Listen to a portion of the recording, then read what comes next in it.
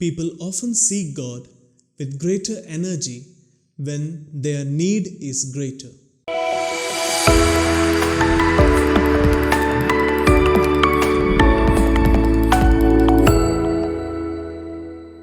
My dear brothers and sisters, in today's Gospel, we hear Jesus saying, "Blessed are you poor, for yours is the kingdom of God.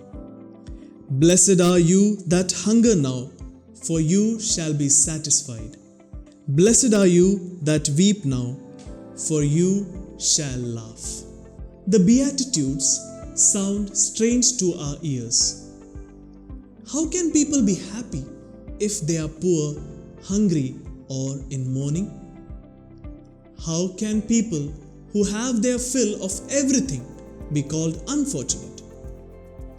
These pronouncements go against how we normally see life. How often the teaching of Jesus invites us to rethink how we normally view life. He proclaimed a God who specially favors the distressed and the downtrodden. Jesus calls them blessed because God is on their side and wants a more just and sharing world. Knowing our need can open up space for God to work in our lives. Whereas in time of plenty, we can easily be self-satisfied and dispense with God. People often seek God with greater energy when their need is greater, whether individually or in society.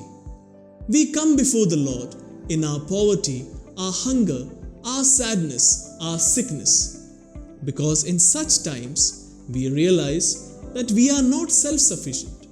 In the Passion narrative of Saint Luke, we read, when Jesus hung from the cross, one of the two thieves asked him, "Remember me when you come into your kingdom."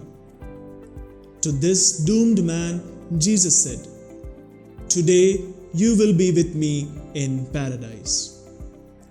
Dear friends, it is when we are at our weakest that grace is at its strongest. Now when the whole world is suffering due to pandemic, we all are at our weakest. Let us completely put our trust in God's mercy and grace and look towards the future with hope. Amen.